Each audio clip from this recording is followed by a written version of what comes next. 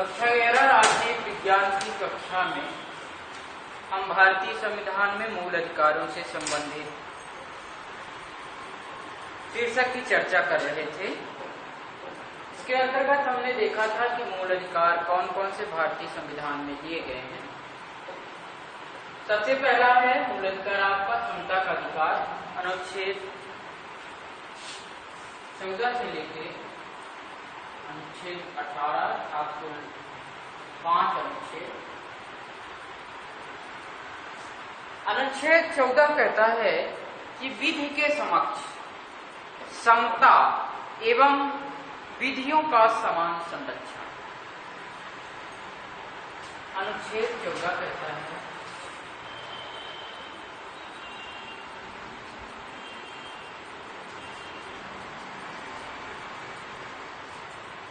विधि के समक्ष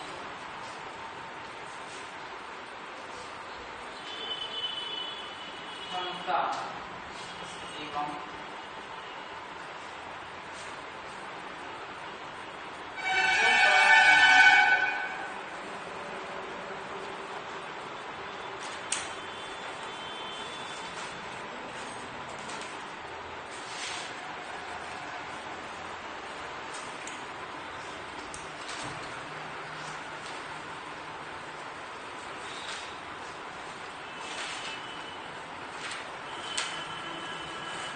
विधि के समक्ष समता अर्थात कानून के सामने सभी व्यक्ति क्या है, सभी व्यक्तियों को क्या प्राप्त है, समानता प्राप्त, सम है, बराबर। इसी प्रकार विधियों का समान संरक्षण, जो भी विधियां बनाई गई हैं वो सभी पर समान रूप से लागू होंगी, सभी के लिए संरक्षित विधियां हैं। ऐसा नहीं है कि किसी विशेष समुदाय के लिए अलग से कोई विधि बनाई जाएगी। सामान्य परिस्थितियों अर्थात राज्य किसी भी परिस्थिति में ऐसी विधि का निर्माण नहीं करेगा जो इस समता को क्या करती हो, कम करती हो। तो राज्य के विरुद्ध यह प्रावधान दिया गया है, आपके भारतीय संविधान में यह उपबंध किया गया है कि अनुच्छेद 14 कहता है कि विधि के समक्ष समता एवं विधियों का समान संरक्षण प्रदान किया जाएगा। ठीक है। अनुच्छेद 14 के बाद अनुच्छेद 15 यह प्रावधान करता है कि किस धर्म, मूल, वंश, लिंग के आधार पर धर्म, मूल, ओरिजिन, वंश, लिंग,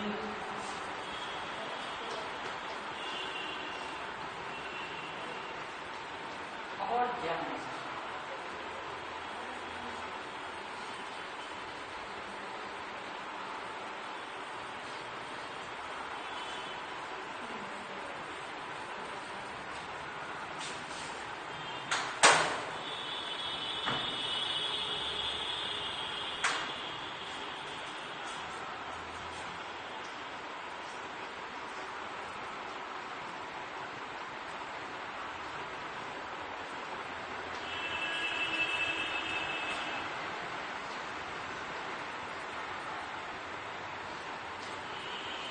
जब आप इन सभी 14 से 18 अनुच्छेद का अध्ययन कर लेंगे तो आपके पुस्तक में दिया गया दृष्टांत आपको यह तय करना है कि यह किस प्रकार के समता के अधिकार के अंतर्गत आएगा या कौन से अनुच्छेद के अंतर्गत आएगा। ठीक है। पहला हम समझ गए विधि के समक्ष समता। दूसरा कहता है धर्म, मूल, ओरिजिन, रिलीजियस ओरिजिन, वंश, वंश परंपरा होती है, लिंग और जन्म स्थान के आधार पर विभेद का निषेध किया गया है। अर्थात राज्य किसी भी नागरिक को, किसी भी नागरिक को धर्म, उसके मूल, वंश, लिंग और जन्म के स्थान के आधार पर विभेदीकरण नहीं करेगा। किसी को कम और किसी को ज्यादा नहीं आंकेगा। इन आधारों पर धर्म, मूल, वंश, लिंग और जन्म स्थान के आधार पर। यह अनुच्छेद 15 भारतीय संविधान का अनुच्छेद 15 यह उपबंध करता है कि राज्य किसी भी व्यक्ति के धर्म, मूल, वंश, लिंग और जन्म स्थान के आधार पर किसी भी प्रकार का विभेदीकरण नहीं लागू करेगा, अर्थात विभेद का निषेध किया गया है। अनुच्छेद 16 यह उपबंध करता है कि लोक नियोजन के विषय में अवसर की समानता होगी। लोक नियोजन नौकरी के संबंध में, लोक नियोजन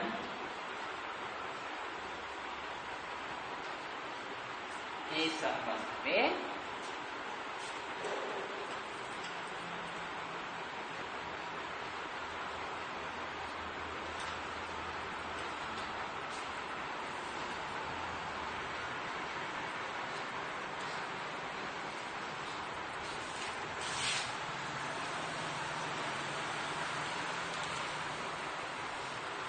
लोक नियोजन के विषय में अवसर की समानता, अर्थात राज्य किसी भी व्यक्ति को लोक नियोजन के लिए, किसी भी सरकारी भर्ती के लिए जो लोक कर्म से संबंधित कार्य किए जा रहे हैं, उसमें सभी को बराबर अवसर प्रदान किया जाएगा। अब मन में एक प्रश्न आ रहा होगा कि जब IAS का पेपर होता है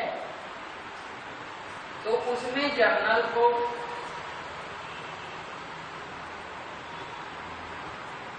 4 बार, OBC को 6 बार और ST और SC को अनवरत काल तक 40 साल तक आप जितने बार चाहें उतने बार दे सकते हैं। ये इसलिए क्योंकि यह मान्यता प्राप्त है कि आप जो जर्नल है, सामान्य वर्ग है, वो अगड़ा है, मतलब आगे चल रहा है इन वर्गों से। लेकिन ये जो वर्ग बाकी हैं, ये पिछड़े हुए वर्ग, तो इनको बराबर में लाने के लिए संविधान ऐसा उपबंध करता है कि ये भी समाज की उसी धारा में आ जाए। यह एक इसका क्या है? अपवाद है। आरक्षण एक अपवाद है। तो लोक नियोजन के विषय में अवसर की सभी को समानता प्राप्त है। अनुच्छेद 17 स्पष्टता का अंत। किसी भी प्रकट पर स्पष्टता का प्रचार या उसका प्रयोग छुआछूत के विरोध से संबंधित है, तो अस्पृश्यता का अंत और उसका आचरण निषिद्ध किया गया।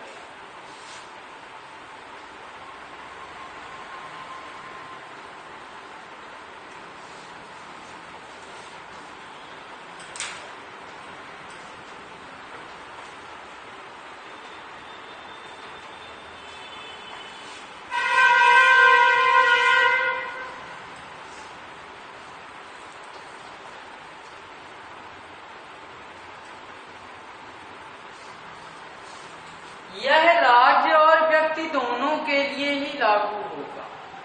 यह राज्यों के लिए भी लागू है और व्यक्तियों के लिए भी। अर्थात ना तो राज्य किसी भी व्यक्ति को अस्पृश्यता के आधार पर अर्थात उससे छुआछूत विभेदीकरण करेगा और ना ही कोई नागरिक करेगा। यदि करता है तो वह संबंधित व्यक्ति के मौलिक अधिकार का उल्लंघन समझा जाएगा।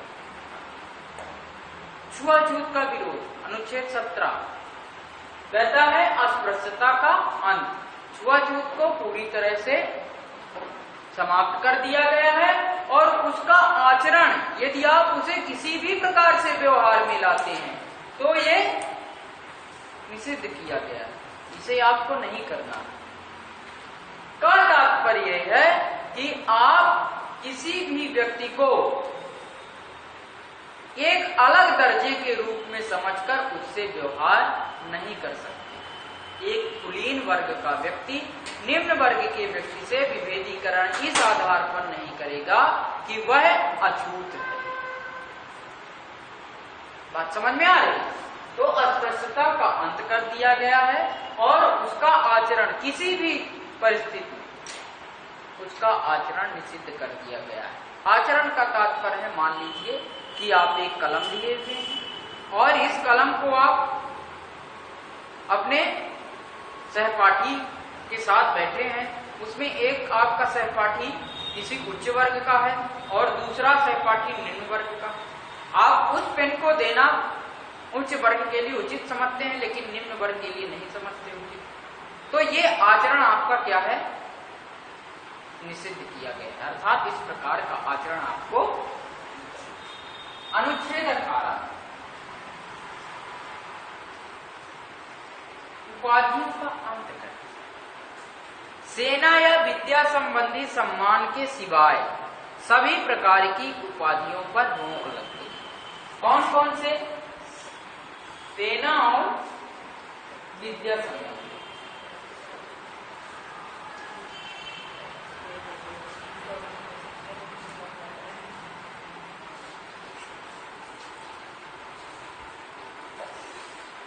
सेना और विद्या संबंधी सम्मान के अलावा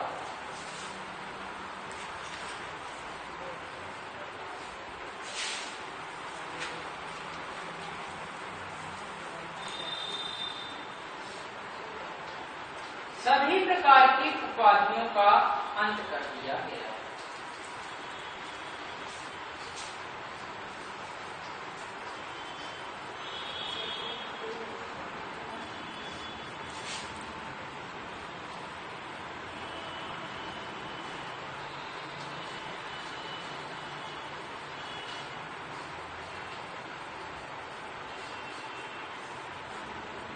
यह नागरिकों के लिए, यह नागरिकों के लिए कि वह कोई भी उपाधि धारित नहीं करेगा। सेना और विद्या के अलावा, सेना से जैसे कर्नल, कर्नल एक उपाधि है, तो कर्नल की उपाधि चूंकि सेना में है इसलिए वह प्राप्त कर सकता है। और विद्या संबंधी जैसे पद्मश्री, पद्म विभूषण है ना, भारत रत्न, विद्या संबंधी उपाधि आप लिख सकते हैं। लिखते हैं भारत रत्न डॉक्टर सर्वपल्ली राधाकृष्णन। समझ रहे हैं? इसके अलावा जैसे राजा, महाराजा, सर, ये उपाधियां नहीं। और ये उपाधियां भारत के अंदर ही नहीं, आप बाहर से भी अर्जित नहीं कर सकते। यदि विदेश आपको उपाधि देना चाहे विद्या और सेना के अलावा, तो आप उस उपाधि को धारित नहीं कर सकते। ऐसा उपबंध इसलिए इसमें किया गया है ताकि समानता को लागू किया जा सके। समझ रहे हैं? तो समता के अधिकार के अंतर्गत हम अनुच्छेदों को जाने। पहला अनुच्छेद 14 यह कहता है विधि के समक्ष समता और विधियों का समान रूप से संरक्षण प्राप्त होगा। 15 कहता है धर्म, वंश, मूल, जन्म स्थान के आधार पर किसी से विभेद नहीं किया जाएगा। अनुच्छेद 16 क्या कहता है? अनुच्छेद 16 यह कहता है कि क्या कहता है अनुच्छेद 16? लोक नियोजन में अवसर की समानता प्राप्त होगी। सभी व्यक्तियों को लोक नियोजन के लिए अवसर की समानता प्राप्त होगी। अनुच्छेद 17 अस्पृश्यता का अंत और उसका आचरण किसी भी आधार पर निषेध करता है। और अनुच्छेद 18 कहता है कि सेना और विद्या से संबंधित सम्मान के सिवाय सभी प्रकार की उपाधियों का अंत कर दिया गया। समझ गए? तो विधि के समता के अधिकार के अंतर्गत इस प्रकार के आपको अधिकारों को जानना है। अब आपको अपने से या आपकी पुस्तक में दिए गए किसी भी उससे दृष्टांत से आपको समझना है कि ये जो दृष्टांत दिया गया है वो समता के अधिकार के अंतर्गत किस प्रकार के अधिकार में सम्मिलित किया जाएगा। जैसे आपने दिया है कि सुदेश कुमार अपने गांव आया, उसके साथ उसका एक दोस्त भी आया था। गांव के एक होटल में उन्हें चाय पीने की इच्छा हुई। दुकानदार स्वदेश कुमार को जानता था, पर उसके मित्र की जाति जानने के लिए उसने उसका नाम पूछा।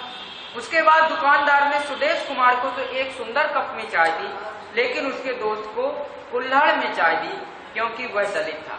ये बताइए, ये किस प्रकार के समता के अधिकार का उल्लंघन है? तो आप सीधे समझ गए कि यह किसके आधार पर है? मूल वंश जाति के आधार पर जाति पूछने का प्रयास किया है, अर्थात यह अनुच्छेद 15 के अंतर्गत समता के अधिकार का उल्लंघन कर दिया गया है। अब यदि यह चाहे तो अनुच्छेद 226 के तहत उच्च न्यायालय में, हाई कोर्ट में, और अनुच्छेद 32 के तहत सुप्रीम कोर्ट, उच्चतम न्यायालय में याचिका दायर करवा या कर सकता है, स्वयं भी कर सकता है और अपने अभियुक्त को अपने वकील के माध्यम से यह याचिका को वहां दायर करवा सकता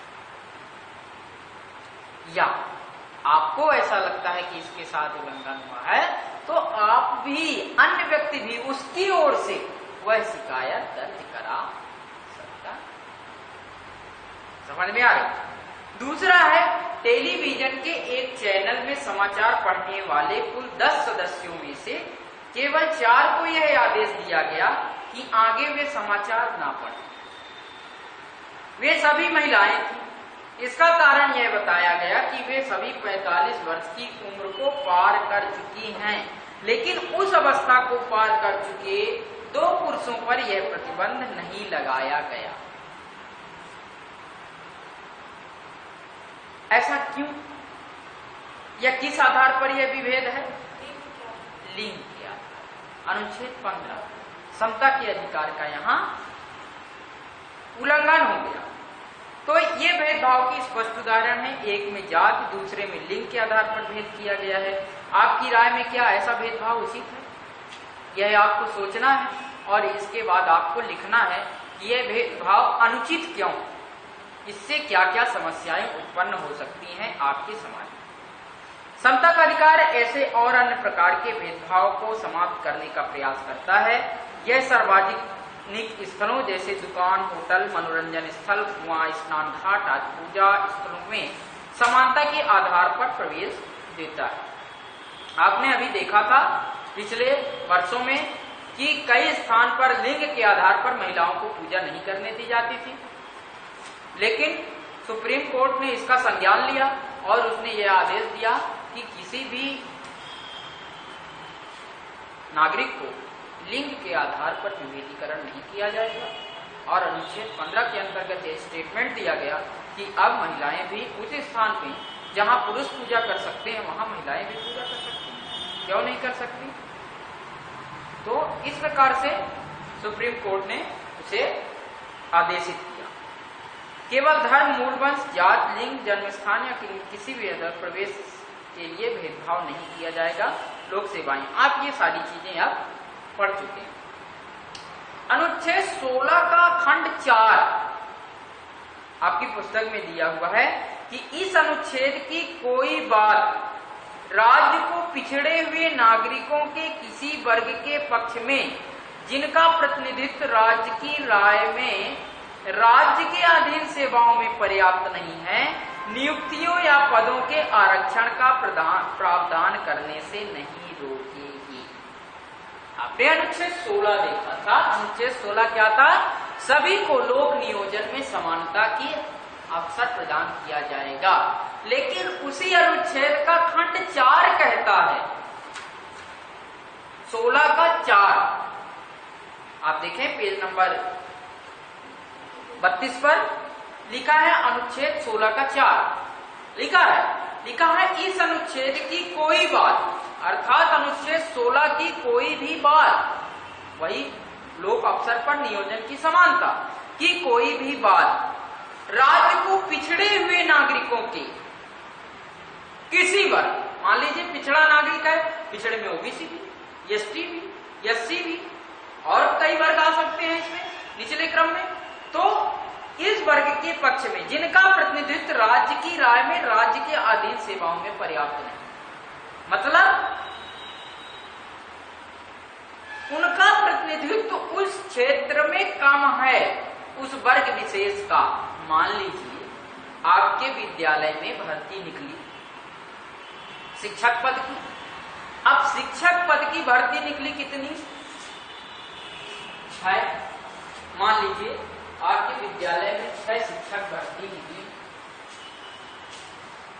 अब इन 6 में से आपको अवसर की समानता प्रदान करना है। इन 6 में से 4 कैंडिडेट जनरल के लिए थे और बचे हुए मान लीजिए 6 पदों के लिए 12 लोगों ने आवेदन किया, तो 4 हट गए, बचे 8। अब इन 8 में से हमको 2 को लेना है, 2 ही व्यक्ति चाहिए, तो हम यहाँ पद आरक्षित कर सकते हैं कि वो 2 पद जो बचे हैं उन कैंडिडेटों में से लेना है, या तो वह ओबीसी का हो या तो एसटी एससी वर्ग का हो, या तो दोनों एसटी एससी वर्ग के हों, कुछ भी करके।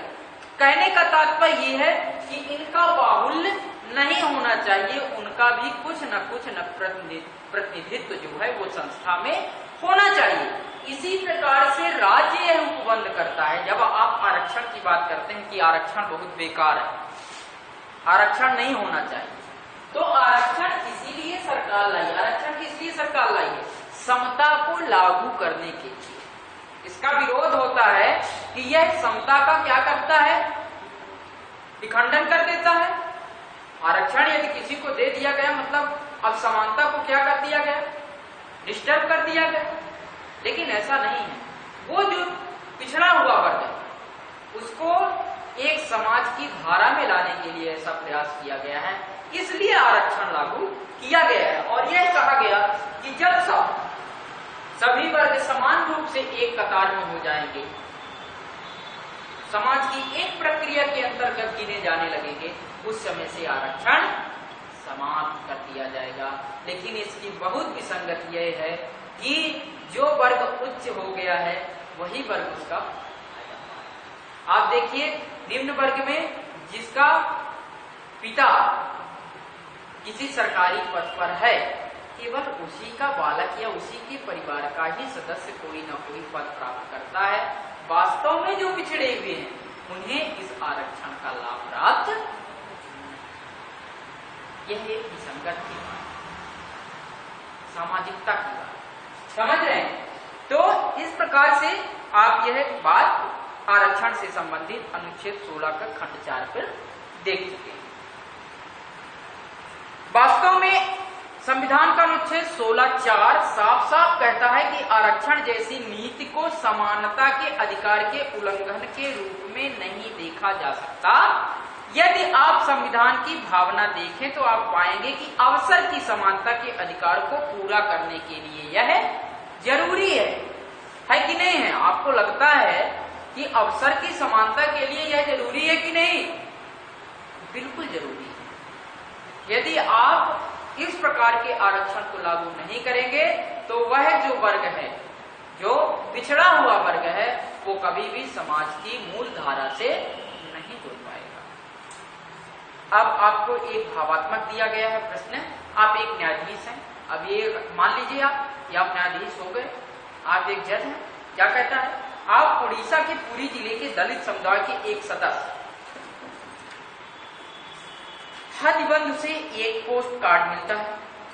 उसमें लिखा है कि उसके समुदाय के पुरुषों ने उस प्रथा का पालन करने से इनकार कर दिया जिसके अनुसार उन्हें उच्च जातियों के विवाह उत्सव में दूल्हे और सभी मेहमानों के पैर धोने पड़ते थे।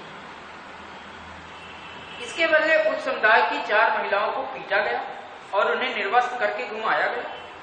पोस्ट कार्ड लिखने वाले के अनुसार हमारे बच्चे शिक्षित हैं और वे उच्च जातियों के पुरुषों के पैर धोने, विवाह में भोजन के बाद जूठा हटाने और बर्तन मांजने का परंपरागत कार्य करने को तैयार नहीं।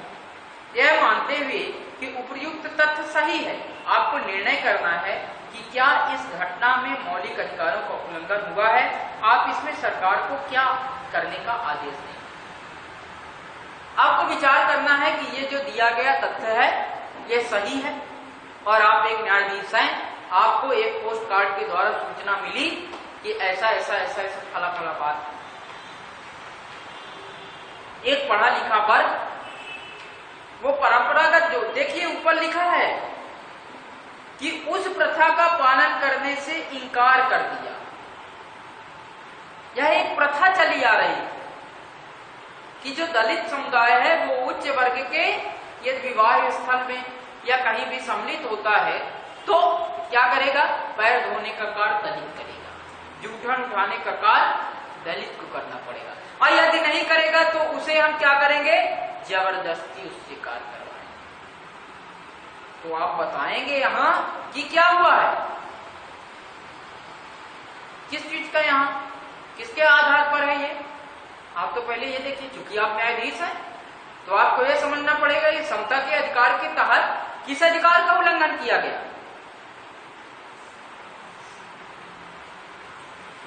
अनुच्छेद 17 अस्पृश्यता का अंत कर दिया गया है, लेकिन यहां अस्पृश्यता को लागू किया जा रहा है, छुआछूत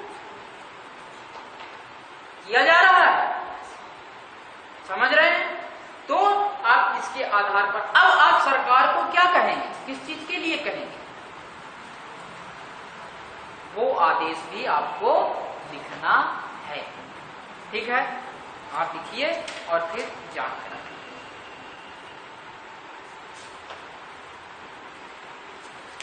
अनुच्छेद नंबर 19 से अनुच्छेद नंबर 22 तक हम स्वतंत्रता के अधिकार का अध्ययन करेंगे। हम स्वतंत्रता के अधिकार को बतला देते हैं आपको एक एक करके, और इसके पश्चात कल हम इसको डिफाइन करेंगे। ठीक है, स्वतंत्रता के अधिकार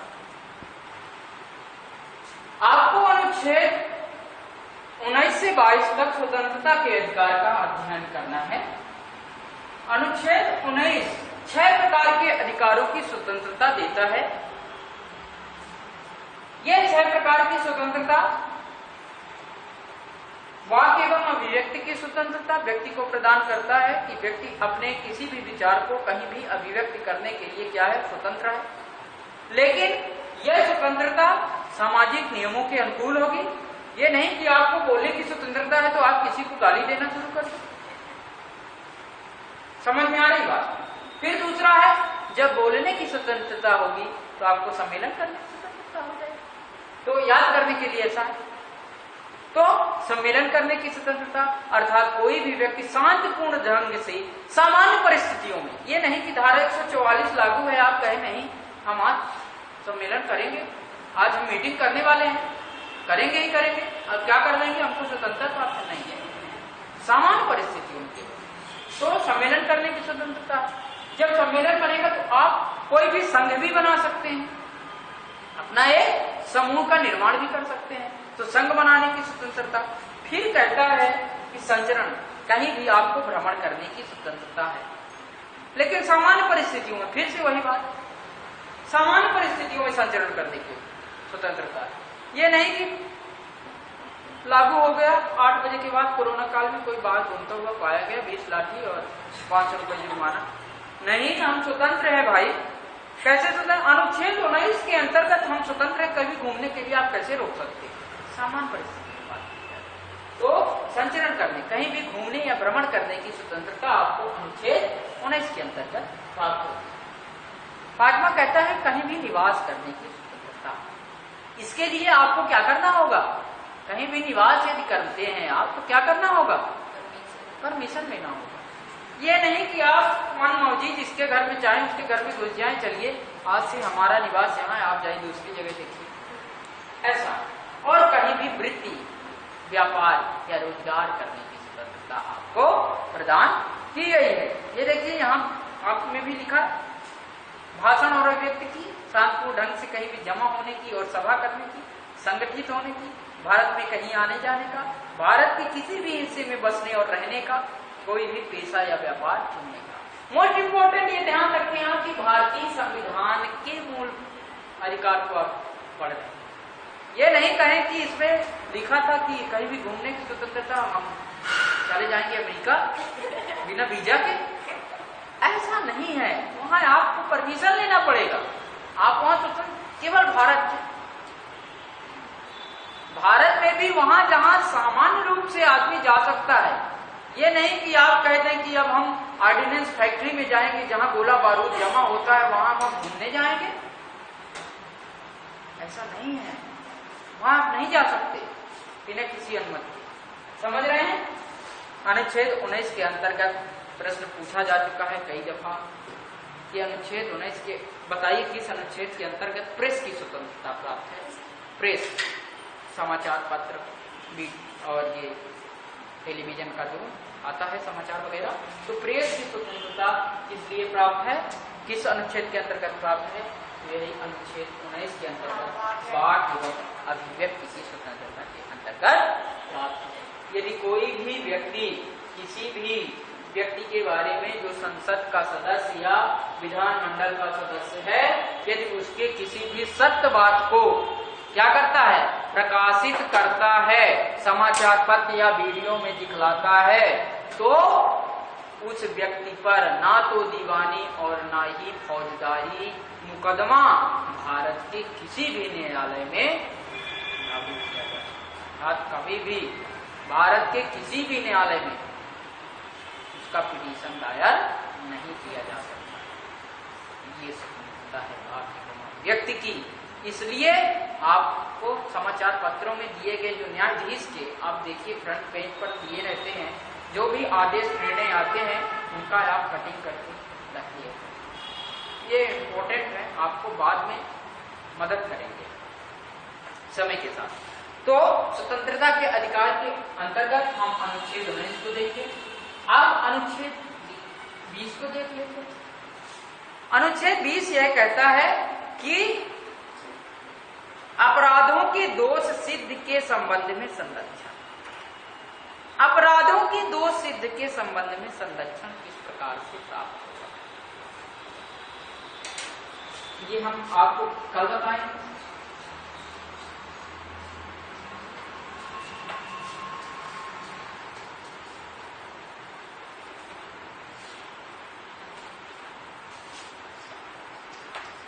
ये हम आपको कल बतलाएंगे। आज आप परेशान नहीं होइए, केवल इसको देख लीजिए। अनुच्छेद 20 हो गया। और अनुच्छेद 21 क्या कहता है? प्राण एवं दैहिक स्वतंत्रता का संरक्षण।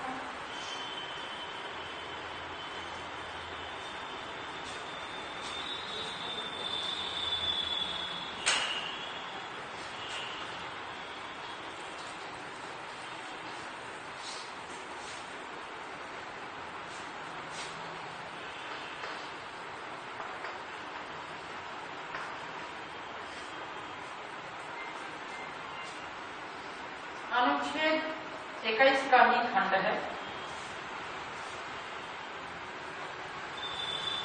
प्रारंभिक शिक्षा का अधिकार अभी जोड़ दिया गया है।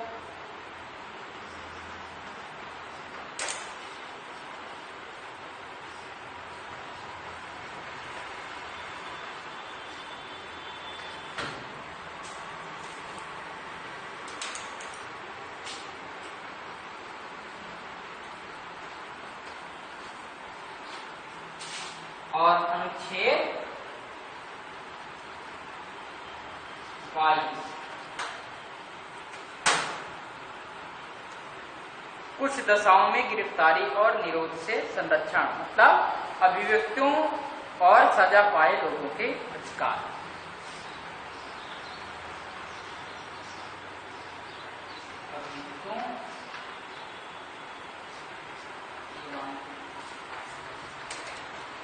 सजा पाए लोगों के